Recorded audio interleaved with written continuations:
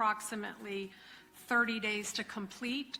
So we'll need to come back for sentencing no earlier than 30 days. When would the parties wish? The moment Hakeem Ksoo Robinson heard those guilty verdicts ring out in that Jacksonville courtroom, his entire world shattered. The 26-year-old ATK rapper had just been found guilty of first-degree murder in the killing of Charles Lil Buck McCormick Jr., and the weight of that mandatory life sentence, without parole, was hitting him like a sledgehammer to the chest. The courtroom footage captured every raw emotion as Ksoo turned to look back at his family in the gallery, seeing emotional relatives watching their loved one's fate being sealed. He shook his head repeatedly. That signature head shake that would become viral across social media platforms within hours. His body language told the whole story. Slumped shoulders, lingering glances at family, and that look of a man who knew his rap career, his freedom, his entire life as he knew it was over. But this wasn't just any murder conviction. This was the culmination of a 7-day trial in Duval County Court that began in late July 2025. The case centered around the January 15, 2020 execution-style killing of Lil Buck, a 23-year-old rapper with loose ties to the rival KTA gang. What made this murder even more cold-blooded was the timing. It happened exactly 1 year to the day after Ksoo's half-brother, Willie Boss Goon Addison, was gunned down, making it clear this wasn't random violence, but calculated revenge.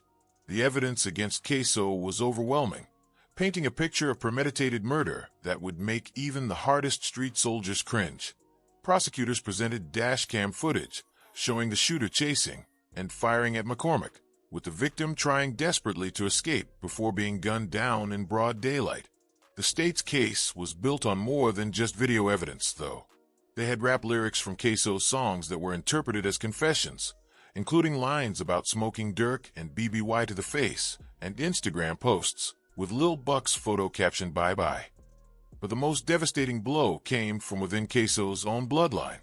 Abdul Robinson Sr, known on the streets as Blue, took the witness stand and identified his own son as the shooter in that dashcam video. This wasn't just any witness. This was the man who helped found ATK, the same gang his son rode for, now pointing the finger directly at his own flesh and blood. The courtroom was silent as Blue testified, stating, "I know my kids," when asked to identify the shooter. This moment represented more than just testimony. It was a father choosing his own freedom over his son's life. Blue had cut a deal with prosecutors, pleading guilty to accessory charges and agreeing to testify against both his sons in exchange for reducing his potential 60-year sentence to just 76 months. The betrayal cut even deeper when you understand Blue's motivations. He cited health issues, including diabetes, high blood pressure, congestive heart failure, and failing kidneys, as reasons for cooperating. But it wasn't just about his health. Blue wanted to be there for his younger children, including an 8-year-old daughter and 6-year-old twins. He described the decision as the hardest I've had to make in my life, acknowledging it would make his life harder after release, and that life sentences for his sons might be worse than death. The family dynamics were already fractured, but Blue's testimony shattered whatever remained. Online reactions were mixed, with some viewing it as a father teaching accountability, while others labeled it outright betrayal. Comments flooded social media with reactions like, "Imagine the betrayal, and if my dad did this, I'd cry on the spot." The streets don't forgive snitching, especially when it comes from your own blood. But Ksoo wasn't the only family member caught up in this web of violence and betrayal. His brother Abdul Robinson Jr. was also charged with second-degree murder in the McCormick case and is set for a separate trial. Their cousin Leroy ATK Scotty Whitaker was tried alongside Ksoo as an accomplice. Picture than the one presented by multiple witnesses. So if I can give a description of how I describe my brother, I would say that I call him fat, slew-footed, which we would say 2 left feet. I call him stocky and tallest. He's a giant to me. That physical description could be a key part of the defense's strategy in a direct challenge of the prosecution's case, with several eyewitnesses, including Jacksonville police officers, describing the shooter as shorter and slimmer and around 5'8". The Robinson counsel questions how their client can be the shooter when and also found guilty of first-degree murder by a separate jury. The evidence against Whitaker was just as damaging. DNA evidence placed him at the scene, including his blood found on the victim's clothing after he cut himself, jumping a fence during their escape. A loaded AR-15 rifle found in the getaway car was linked to Whitaker with the weapon set to fire and containing 26 rounds of ammunition, showing clear intent to kill. The prosecution's star witness was Dominique Butterbarner, the getaway driver, who accepted a plea deal reducing his potential life sentence to 20 years. Barner testified that Ksoo orchestrated the hit, detailing how they found McCormick's address online, waited outside his apartment, and followed him to the plaza where the murder occurred.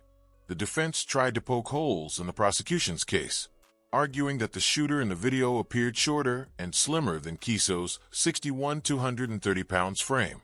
They also challenged the credibility of witnesses like Barner, noting his history of lying to police and multiple plea deals. But the mountain of evidence was too overwhelming. Fingerprints, DNA, cell phone data, and most damaging of all, his father's testimony.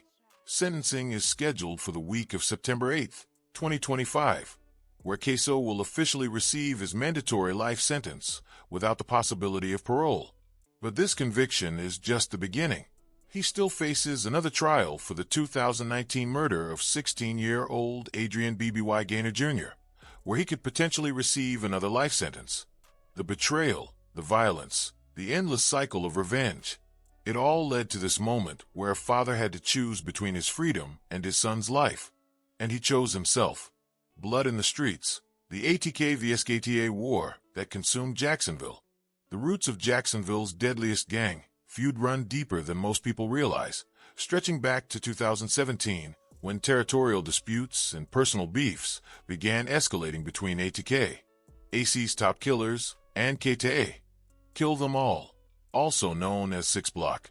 What started as neighborhood beef transformed into a full-scale war that would claim over a dozen lives and turned the city's drill rap scene into a literal battleground where diss tracks became death sentences. The spark that ignited this deadly feud came in June 2018 with the ambush at a Waycross, Georgia restaurant where ATK leader Yunjin Ace was shot 8 times, but survived while his brother Trayvon Bullard and 2 associates were killed. KTA was immediately blamed for the hit, and the streets knew this wasn't going to slide. But it was the killing of Willie Boss Goon Addison later that year in a drive-by shooting after a rap event that really set off the powder cake. Willie wasn't just another street soldier. He was Ksoo's half-brother and a respected figure in ATK, and his death would fuel a revenge campaign that's still claiming lives today. The first major retaliation came in February 2019 when 16-year-old Adrian B.B.Y. Gaynor Jr., a KT-affiliated rapper, was shot over 60 times at Hilltop Village Apartments. Prosecutors would later charge Ksoo with this murder, alleging, as the sun sets over Jacksonville's north side, a region where survival often depends on the color you claim and the family name you carry, the city holds its breath in anticipation of Ksoo's sentencing. The journey that led to this moment is one of bloodshed, betrayal, and a deep-seated loyalty to the streets. Born into the Robinson clan, Ksoo was destined for the streets from day one, with his father Abdul Robinson Sr. serving as the founder of ATK, AC's top killers. Growing up in a household where gang affiliation wasn't just accepted but expected, young Hakeem learned the rules of the game before he could even tie his shoes. The 2018 killing of Willie Addison in a drive-by shooting after a rap event would become the pivotal moment that shaped Ksoo's path toward violence. The murder trial of Jacksonville rapper Hakeem Ksoo Robinson and his cousin Leroy Whitaker. It's one step closer to going to the jury. Closing arguments began this afternoon. Both men are charged in the 2020 shooting death of 23-year-old Charles Lil Buck McCormick Jr. Prosecutors say the motive involved a diss track McCormick created. News 4 Jax reporter Brianna Brownlee has been following this trial from the beginning. She's joining us now live outside the courthouse with the latest on this. Yes, it was a day full of disruptions in the courtroom. And revenge. But before the murders, before the trials, before his father's ultimate betrayal on the witness stand, Ksoo was just another young brother from Jacksonville trying to make his mark in the drill rap scene. He emerged around 2019, with a verse in a YouTube video that caught attention in the local underground. His early singles, Can't Think and Ksoo, collectively amassed over 6 million views on YouTube, showing he had the talent to potentially make it out of the streets through music. But what seemed like typical drill rap bravado at the time would later haunt him in court. Prosecutors argued that lines like "smoking Dirk" and "BBY to the face" in his track "Been Dead" were not just artistic expressions, but literal confessions to real killings. Ksoo also collaborated with ATK leader Young Jin Ace on ATK War, a diss track targeting their KTA rivals. The music video showed young Ksoo surrounded by guns and gang members projecting an image of invincibility. As the war between ATK and KTA escalated, the streets became a battleground where diss tracks became death sentences. The ambush at a Waycross, Georgia restaurant in June 2018, where ATK leader Young Jin Ace was shot 8 times, but survived while his brother Trayvon Bullard and 2 associates were killed, marked the beginning of this deadly feud. The killing of Willie Boss Goon Addison later that year in a drive-by shooting after a rap event would fuel a revenge campaign that's still claiming lives today. The first major retaliation came in February 2019 when 16-year-old Adrian BBY Gaynor Jr., a KT-affiliated rapper, was shot over 60 times at Hilltop Village Apartments. Prosecutors would later charge Ksoo with this murder, alleging direct payback for Willie's death. BBY wasn't just some random target. He was tight with KTA's leadership, and his murder sent shock waves through the rival camp. But these weren't just street killings happening in the shadows. They were being broadcast to the world through drill rap tracks that mocked the dead and glorified the viral. ATK's Who I Smoke became a viral sensation with over 33 million views, featuring Spinabins, Wapawit Chapoa, Young Jin Ace, and Fast Money Goon dancing over the graves of their rivals, while rapping Who I Smoke Bibby and Who I Smoke Buck. The track was built over a Vanessa Carlton sample, creating this twisted contrast between the upbeat melody and the cold-blooded lyrics celebrating murder. KTA wasn't going to let that slide. Julio Fulio, the charismatic leader of KTA, fired back with When I See You, a track that gained 24 million views and mocked the 2018 ambush with lyrics like "Went out to eat on his birthday," "For shot," "3 dead," "Smoking 23." The 23 and was a direct reference to Young Ace's dead brother. And Fulio wasn't done there. He had the audacity to reference Ksoo directly, rapping "Bluing in that jam. I swear they need to free that man Ksoo so he could catch a headshot." This wasn't just rap beef.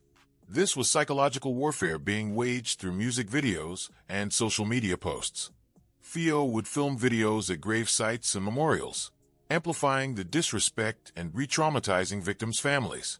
Mothers of victims like BBY and Corbin Johnson expressed outrage over the mockery, with one stating it felt like reliving the trauma through viral videos. Ksoo played a crucial role in escalating this war beyond just words. His tracks like Ksoo and Been Dead contain lines mocking BBY's closed casket funeral, rapping about smoking Dirk and Bibby to the face. But it wasn't just the music. Ksoo would post on Instagram with pictures of Lil Buck captioned, "Bye-bye," essentially bragging about murders before they were even solved. The violence escalated throughout 2020 with Lil Buck's murder on January 15th, exactly 1 year after Willie Addison's death, representing the calculated nature of this revenge cycle.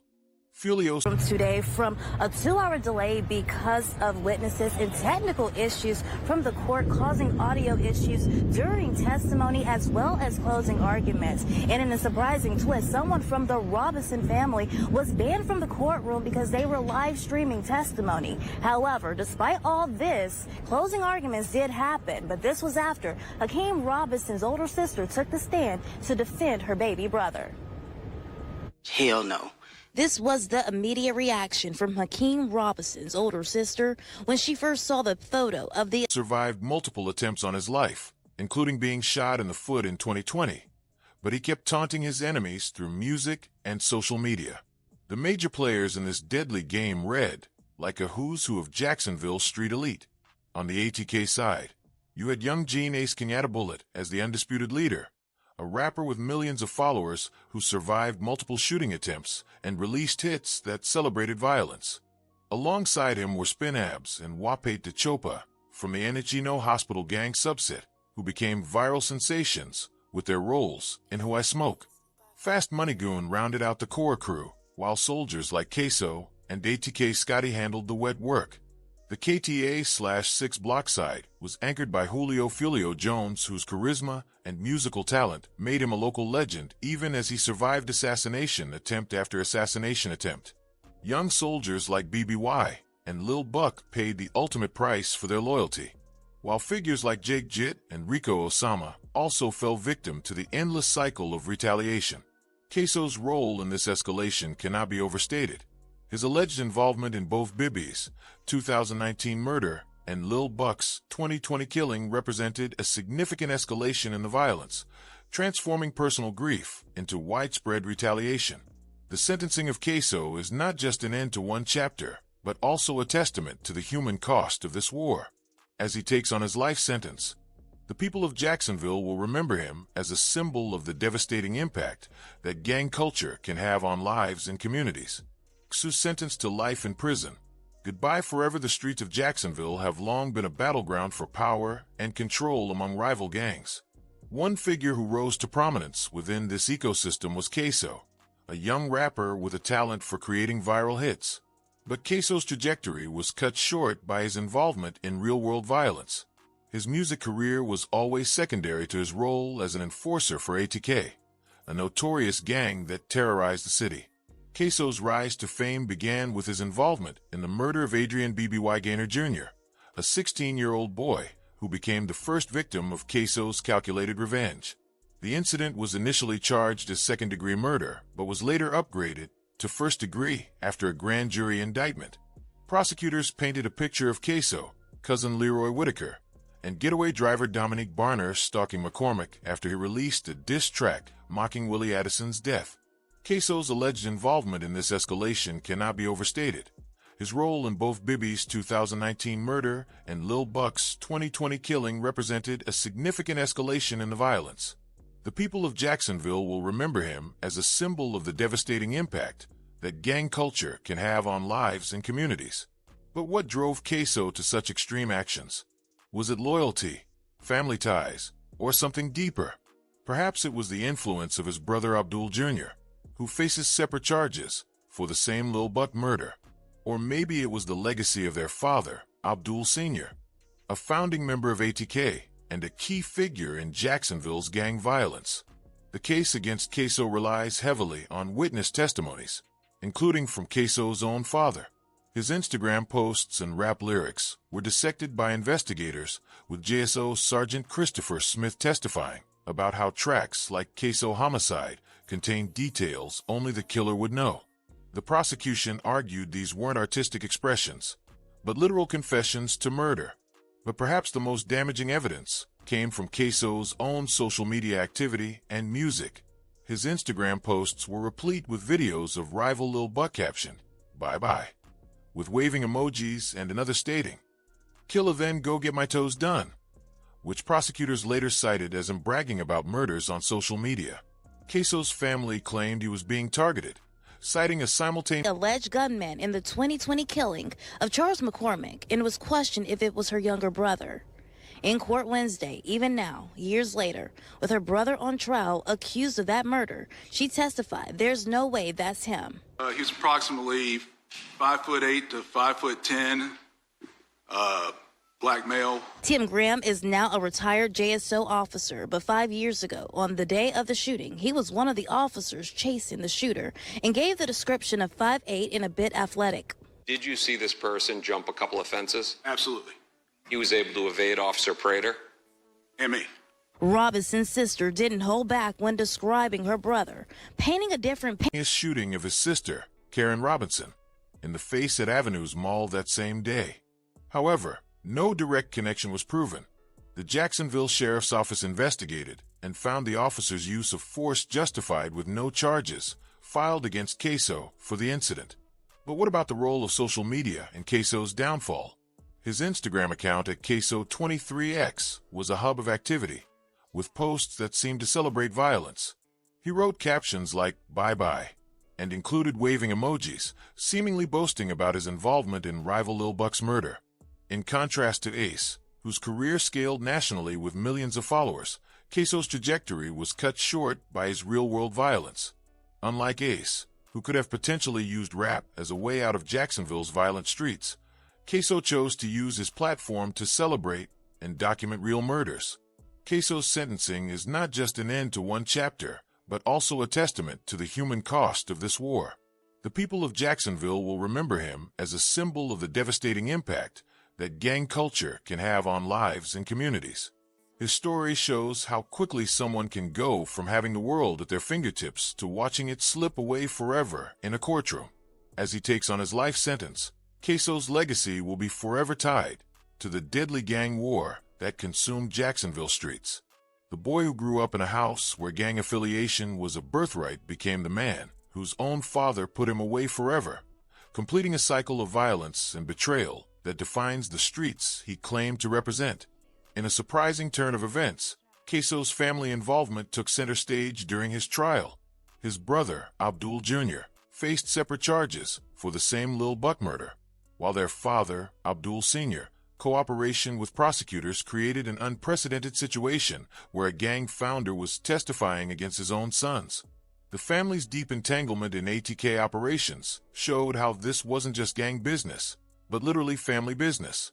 The transformation from Hakeem Robinson, a young brother from Jacksonville's north side with musical aspirations, to Ksoo, a convicted murderer facing life without parole, represents more than just one person's fall from grace.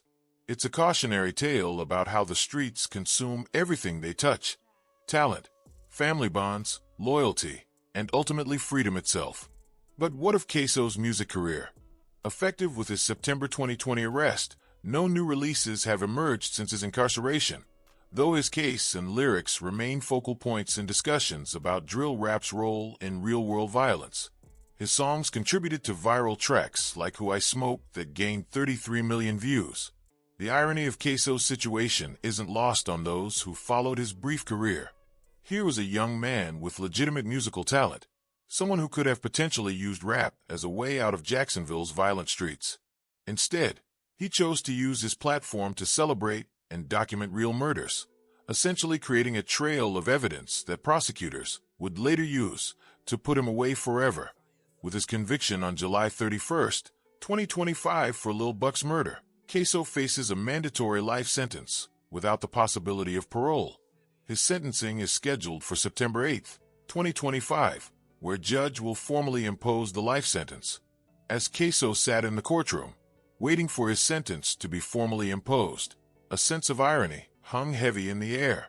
The young man who had once been hailed as a talent in the drill rap scene now faced a mandatory life sentence without parole. His conviction on July 31st, 2025, for Lil Buck's murder marked a turning point in his life, one that many saw as both tragic and inevitable. Ksoo's case was a stark reminder of the harsh realities of violence and its consequences. His music career, which had started with such promise, ultimately became his downfall. By celebrating and He's around 6'3". And keep in mind, shooter doesn't stop, say measure me. He's running and gunning. The state argued that size descriptions may have varied because the shooter was in motion and it was a chaotic scene. During closing arguments, the state addressed the height and weight concerns, saying some witnesses didn't give the exact measurements because it was a quick, intense situation, adding that Robinson may have gained weight since the documenting real murders in his songs. He inadvertently created a trail of evidence that prosecutors would later use against him. This pattern of behavior raised questions about the role of drill rap in perpetuating violence, and whether artists like Ksoo could ever truly break free from the cycle of violence they often glamorized. The impact of Ksoo's music on his community was multifaceted. On one hand, his songs brought attention to the harsh realities faced by many young people growing up in Jacksonville's violent streets. They provided a voice for those who felt ignored or marginalized, and their popularity underscored the power of music as a form of social commentary. On the other hand, Ksoo's lyrics also contributed to a culture of violence that normalized and romanticized murder. The Who I Smoke track, which gained 33 million views online, was one such example. This song not only documented real-life events, but also provided a platform for Ksoo to boast about his involvement in these crimes. By doing so, he inadvertently created a public record that prosecutors could use as evidence against him. In the end, it seemed that Ksoo's actions had sealed his own fate. The sentencing process was met with a mix of emotions from the courtroom audience. While some felt sympathy for Ksoo's situation, others saw justice being served. As Judge's name formally imposed the life sentence on September 8, 2025, it marked the end of an era for Ksoo and his music career. His legacy would forever be tainted by the violence he had romanticized in his songs. In retrospect, many began to wonder if Ksoo had ever truly understood the consequences of his actions. Had he genuinely believed that celebrating murder was a way to cope with the harsh realities of growing up in Jacksonville? Or was it simply a case of art imitating life, where the lines between reality and fiction blurred to such an extent that Ksoo became trapped in his own narrative? As Ksoo's story serves as a cautionary tale about the dangers of glorifying violence, one can't help but ponder what could have been. Had he chosen to use his platform to speak out against the violence plaguing his community? Might he have avoided this fate? Or was it simply too late for redemption? The outcome of Ksoo's case raises important questions about accountability and responsibility in the music industry. As artists continue to push boundaries with their lyrics, do they also carry a burden of responsibility to reflect on the impact of their art? In Ksoo's case, it seemed that he had not only contributed to a culture of violence, but also perpetuated his own downfall. As the sentencing process concluded and Ksoo was led away in handcuffs, many felt a sense of loss, not just for the potential that could have been realized by this young man with legitimate musical talent, but also for the community he represented. The cycle of violence had claimed another victim, leaving behind a trail of what-ifs and maybes. In the aftermath of Ksoo's sentencing, many began to reflect on the role of drill rap in perpetuating real-world violence. Was it simply a reflection of the harsh realities faced by young people growing up in Jacksonville? Or did it play a more insidious role, normalizing and romanticizing murder to such an extent that artists like Ksoo became trapped in their own narrative? As the dust settled on this chapter in Ksoo's life, one thing remained clear. His story would serve as a stark reminder of the consequences of glorifying violence. In the aftermath of Ksoo's sentencing, many began to reflect on the role of drill rap in perpetuating real-world violence. Was it simply a reflection of the harsh realities faced by young people growing up in Jacksonville? Or did it play a more insidious role, normalizing and romanticizing murder to such an extent that artists like Ksoo became trapped in their own narrative? As the dust settled on this chapter in Ksoo's life, one thing remained clear. His story would serve as a stark reminder of the consequences of glorifying violence. Charles was? I did. About how close would you say you got to him? All the way to him. And what did you see?